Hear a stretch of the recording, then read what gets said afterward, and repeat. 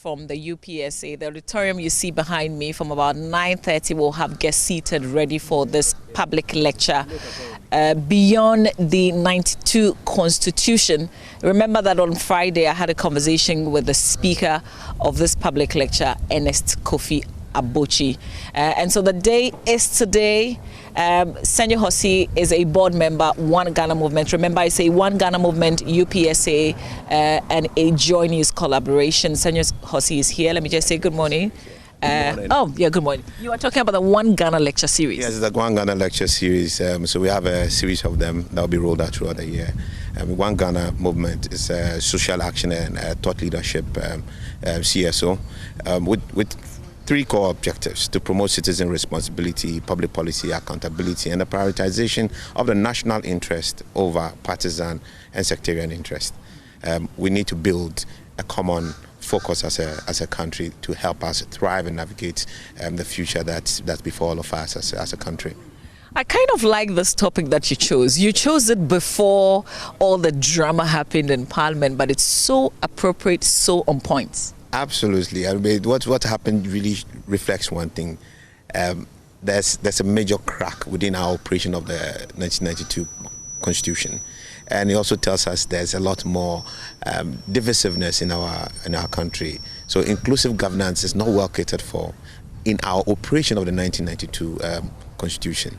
And these are things that today Professor Abochi, one of the world celebrated constitutional legal brains, will be shedding light on. It will be shedding light on various dark spots that we find in our constitution, how our role as citizens would really have to play, so we can actually see our constitution as a structure that goes well beyond our elections. One thing we always forget, that the constitution is our primary policy document governing and covering our democracy. The 1992 Constitution is the longest serving constitution in this country. For about 29 years, or just about 29 years, we've had the 1992 Constitution going. And that's what has kept us this far. So there are some great goods in there. But what we all over time have observed is that there's been a letter, there's been the spirit of the Constitution, and also been a different thing which we call the operation of the Constitution. The operators and the actors have not really shown proper commitment to make this thing thrive beyond our time.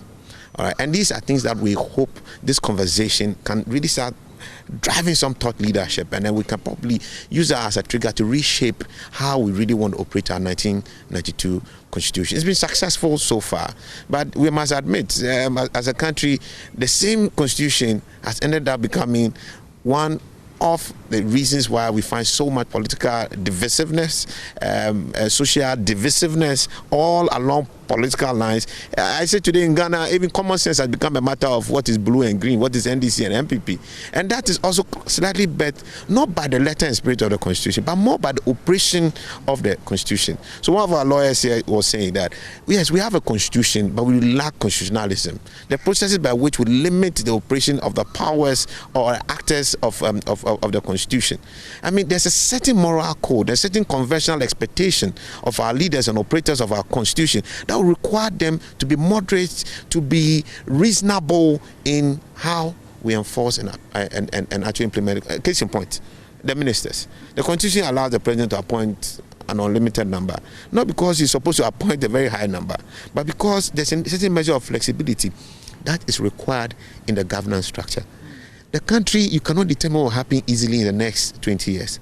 You can have a fair idea, but in the emergency that may need certain the ministries set up at certain points, and you need a certain number of people to really do certain jobs. But what we have seen so far, it's a matter of also trying to create jobs for the boys and to please people from time to time, and then we actually put a lot of fiscal pressure on our governance system, and it all comes back to hunters. So, and you look at the appointment of people today, our civil service, our judiciary, it's needless to say there's so much politicking in there, and party politicization of these institutions was not something that the Constitution that we have today envisage or expects us to really have. But the actors and the operators of it, either the structure of it has naturally gravitated them towards that. But after every election, after every change in government, it's not rocket science for all of us to admit that we get politically more divisive, and that is ingrained even in the independent structures that we are supposed to have. Look at Charlotte Osei, look at Jean Mensa, and look at the measure of distrust that governed their appointments, that has governed their operations, and you realize there's a problem. We didn't have that with Afarajan, thankfully. I mean, he discharged himself in a way that at least engendered a lot more trust, relatively. But we don't find that happening. Now, judges are appointed. Everybody's talking about who appointed them. It means that these people are going to take a certain or to a certain line. There's a party, the NDC today feels like the legal system is so packed with MPP judges. How can we live in a country that has MPP judges and has NDC judges? That's ridiculous. For the NDC to actually say that they are MPP judges also means that they are NDC judges. And the truth is the fact.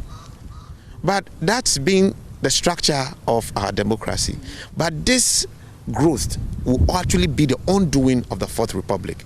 And it's important we have a proper conversation about it, start thinking right, and start correcting the dark spots in this constitution, so this constitution can really thrive beyond our time. It's good that we're having this conversation just when the second term of President Akufo-Addo is beginning. You touched on the number of appointees. I have heard that he's perhaps going to do about 80, less than the over 120 that he did in his first term. You ask me, I don't think this country needs more than 50 ministers.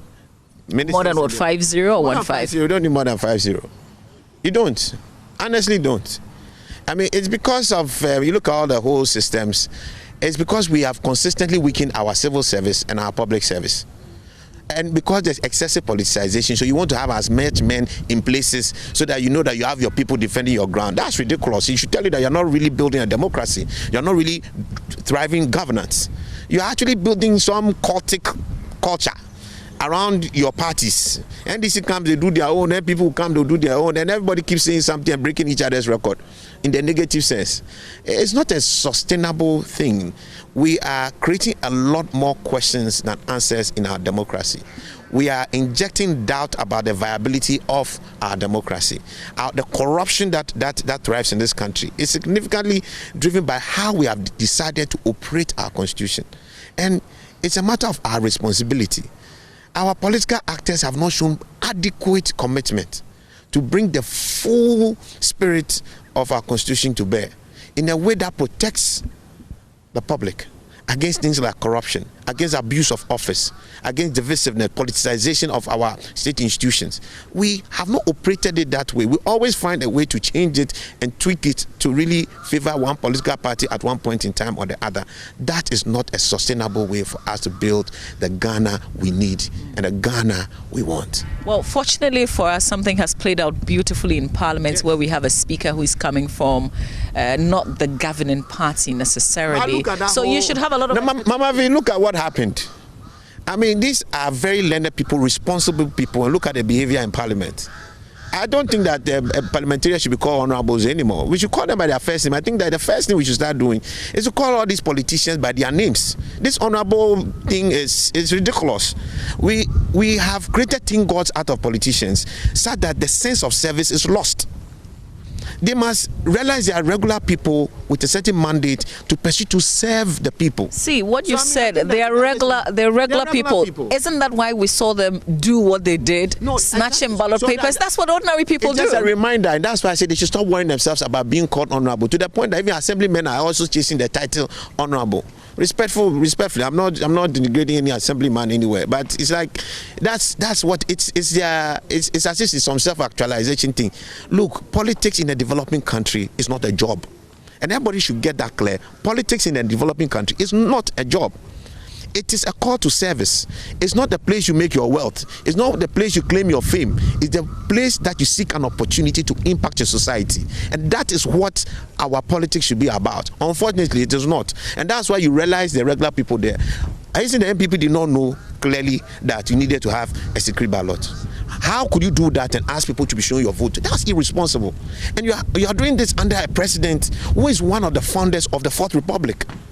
You are doing that with people who are so experienced in there. It was irresponsible. Then you have another bunch of people kicking things as if it's time for karate. Then you have an MP carries. I mean, that's embarrassing. That means he's my schoolmate, but I can't do much about it. But you go and snatch. I mean, And the people are all working, oh. They are all working because it's as if you can do that and get away with it. What example are we showing to the public? Isn't that one of the things we've been struggling with? Who takes an action? If this happened outside Parliament, the thing is that the NDC will be waiting for their time to also snatch a box. So so MPP has snatched the box. So to become talk shop and everybody will cover each other because somebody's going to have another trouble, and you're just playing with us, the politique. It's not the right way to run a developing country. We are building a banana republic progressively with the destruction of our institutions, the heavy politicization of our institutions. It is worse. It's the fastest way to get employed, to get promoted now in most of our public institutions is to point the next person to you as somebody from the other party. And you see what will happen. The day NDC comes, you see the way most of the public servants, the people at the top will be quickly relocated. We can't continue a country like this. We can't. When back to the topic, the inclusive governance, the citizenship, how do you convince us when we've seen all these things play out that take part in governance? Like, where is our place? Mama V, we all agree that the politicians are regular people. The first thing we should remember that the politicians don't come from space. All of us sit in our little corners and we insult politicians. But they have a very difficult job. They have a job that somebody must do. They have a job that somebody must serve. All right? But they are brothers and sisters. They are a reflection of who we are too as a people. So as citizens, when we start taking the path of responsibility, it's the same way that it will reflect in the kind of people too we have out there in our governance structures. When you see this, do you go and punish that MP doing it? Do you think that the MPP and the NDC autopilots will go and punish people who have done this at the next election? They don't. When the autopilots are not punishing them, they will keep doing it. You understand? And you find them on their platforms defending each other for a ridiculous and irresponsible thing as that. And like I said, common sense in our country has now become a matter of what is NDC and what is MPP. So you don't really have an honest conversation for us to actually build a proper citizenry. But it must start from somewhere because we have nowhere to go. This is our country. It is one Ghana, and we must make sure it works. So what's going to play out today? Before we even get there, tell me about your expectations of President Akufo-Addo. This is the second term. I think he has a fantastic opportunity. All right, Parliament and the split in Parliament in itself is a big statement and a wake-up call to him that his party politics must end. He's a man with a history. He's a man who must have a legacy. Respectfully, there's no legacy for him today. The legacy he can actually put in place today is a legacy that keeps a structure of governance, an example of governance that should be one that will sustain and drive this country. No president has done that. When you say there's no legacy for him, some would say there's the free senior high school that he brought. You don't talk about events like that and think that those are the things that are sustainable and driving legacies. If free SHS was that much impactful politically for him, people vote into the future, don't vote into the past. That's something he needs to understand. People vote into the future and not into the past. He should be able to lay the foundation of the Ghana that should be. Because we have a very crashed governance system today. He inherited a part, and like I said, after every election, it's gotten worse. It is for him to fix that structure, for us to have proper independent institutions, for us to have proper civil services, proper public services, where the focus is on service, for him to change the orientation of political appointees. Those are legacies that Akufo-Addo must have. And I'll tell you why. He is part of the foundation of our democracy. He's one of the fathers of this Fourth Republic. Akufo-Addo is not just any other politician, respectfully. He's not. He's somebody we all looked up to as students. He is one of the fathers of this democracy. He needs to sit back and say, is this the democracy we really anticipated? No. What structures and systems do we really need to put in place that Ghana shall thrive? That doesn't matter whether somebody is NDC or MPP. No matter who you are as a Ghanaian, in Ghana, you put in hard work, you put in meritocracy, you will definitely thrive in our country. We don't have that today. You don't have meritocracy in this country. Everything is about who you know and who you don't know. Who is your friend and who is not your friend. These are honest facts. What he can give us is to build us a system, a new orientation, a new culture. That will be the most meaningful thing that an Akufo-Addo can do, because he is part of the founders and the fathers of this republic. Can he do this in the next 4 years? He can.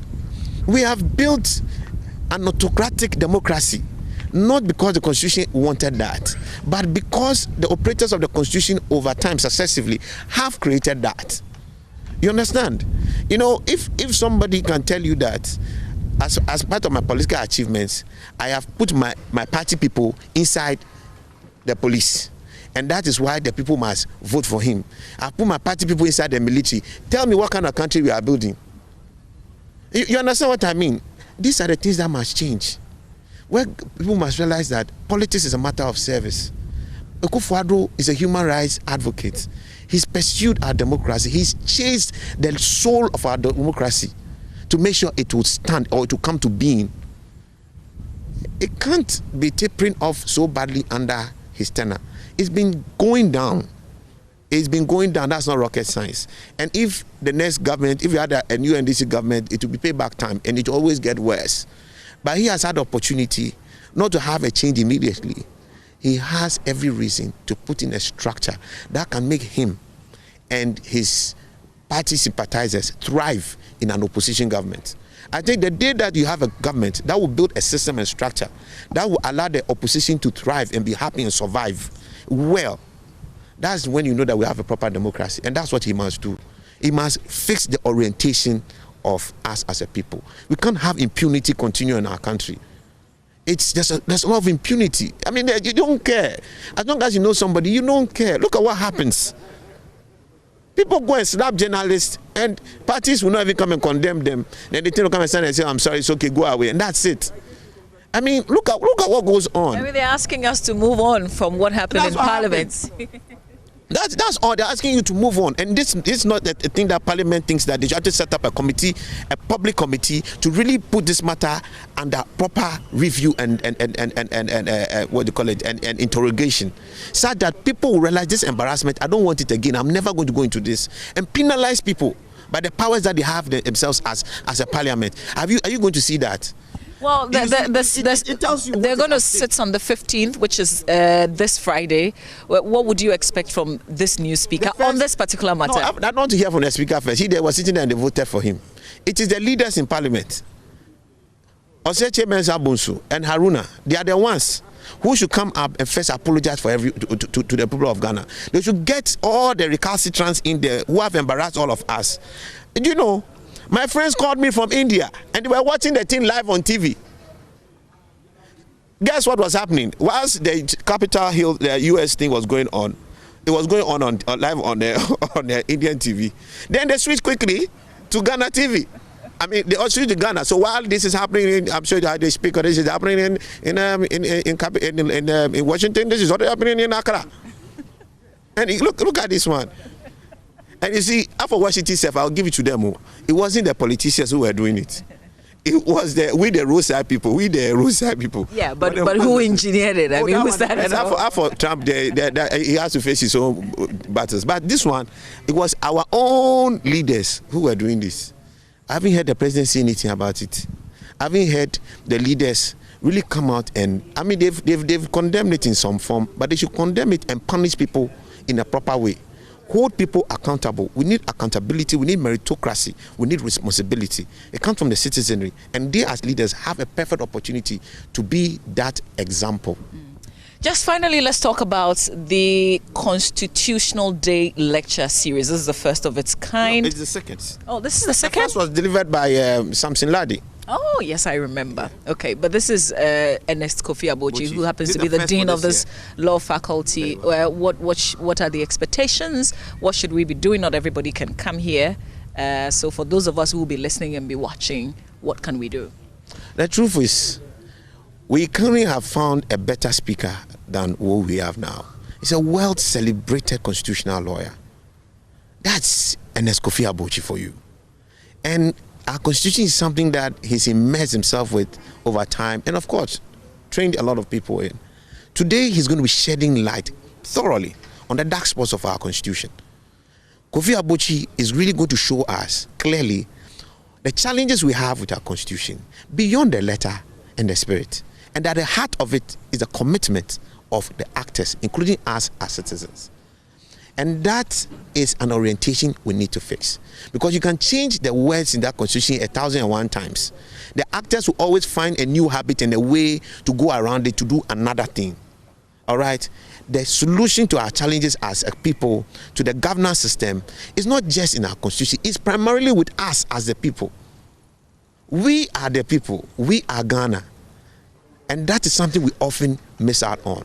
So there will be technical issues to be discussed. There will be clear issues that definitely you may have need for reforms as usual. But no, reforms will be immaterial if we don't change our own selves. If our actors don't really hold the right spirit and right commitment to the cause of this country. And that must change.